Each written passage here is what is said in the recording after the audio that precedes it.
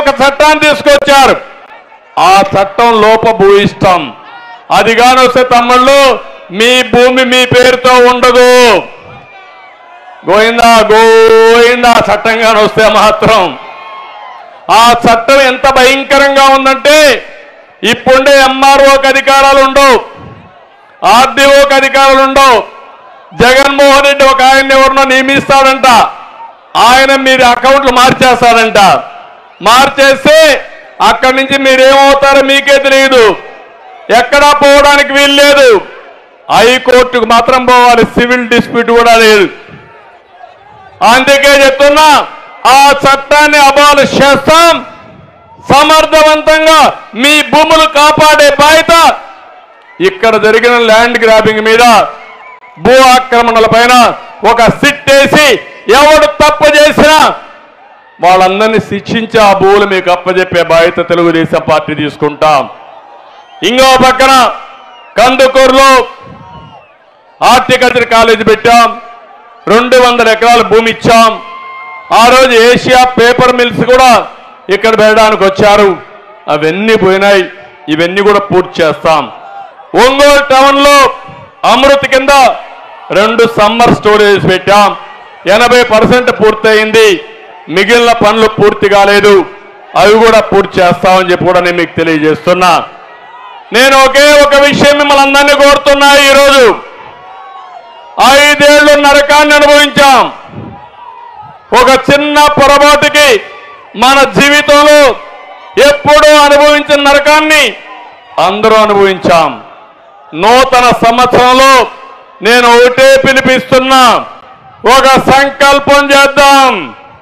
ఈ నూతన సంవత్సరం అందరికీ వెలుగివ్వాలని మనస్ఫూర్తిగా ఆకాంక్షిస్తున్నా. ఆ వెలుగు తేవడానికి మనం అందరం ముందుకు పోవాలి. నేను 2024 నుంచి తెలుగు జాతికి స్వర్ణ యుగం రావాలి. ఆ స్వర్ణ యుగానికి శ్రీకారం చుట్టే సంవత్సరం 2024. ఈ స్వర్ణ యుగంలో ఎవరికి ఏ ఇబ్బంది లేకుండా మనం అన్ని సమస్యలు పరిష్కారం చేసుకొని ముందుకు పోదాం. అయితే స్వర్ణ యుగం రావాలంటే రాతి యుగం పోవాలి, సైకో పాలన పోవాలి, సైకిల్ పాలన రావాలి. అవునా కాదా అని మిమ్మల్ని అడుగుతున్నా.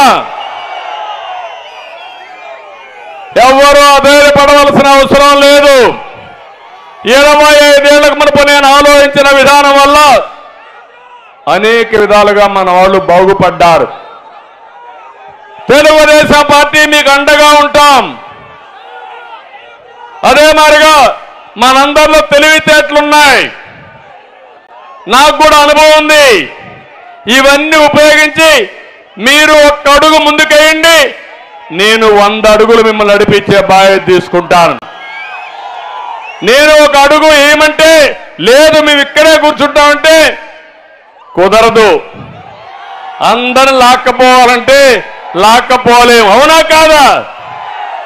చేస్తారా అని మిమ్మల్ని అడుగుతున్నా, సహకరిస్తారా అని మిమ్మల్ని అడుగుతున్నా, వాస్తవ పరిస్థితులు ఆలోచిస్తారా అని మిమ్మల్ని అడుగుతున్నా. మభ్య పెడతారు. ఎంత మభ్య పెడతారంటే వివేకానంద రెడ్డి హత్య మీరు చూశారు. అందరూ కూడా చంపేసి ఆ రోజు ఏం మాట్లాడారు? గుండెపోటుతో చనిపోయారన్నారు. ఆ తర్వాత నెత్తులతో వస్తే నెత్తురు కక్కి చనిపోయారన్నారు. ఆ తర్వాత మొత్తం నెత్తి మీద మెదడు కూడా బయట వచ్చేసి అప్పుడు అన్నారు నారాసుర రక్త చరిత్ర అన్నారు. సిబిఐ వద్దన్నారు, కోర్టుకు వెళ్ళారు.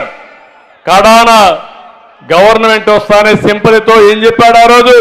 మా నాన్న లేడు, మా బాబాయి కూడా చంపేశారు, దిక్కులేని బిడ్డ అయిపోయా, చంపింది ఆయనే, దిక్కులేని బిడ్డగా చలామణి చేసి సింపతి తెచ్చుకొని కోడి కత్తి డ్రామా ఆడి ఓట్లు సంపాదించాడు. ఇప్పుడు ఏం చేశాడు? కోడి కత్తులు చేసిన సీను జైల్లోనే ఉన్నాడు. పాపం 5 ఏళ్ళు అయిపోయింది చేయని పాపానికి. కత్తితో గీకితే 5 ఏళ్ళు జైల్లోనే ఉన్నాడు. ఇంకో పక్క ఈరోజు మీరు చూస్తున్నారు సొంత చెల్లెలు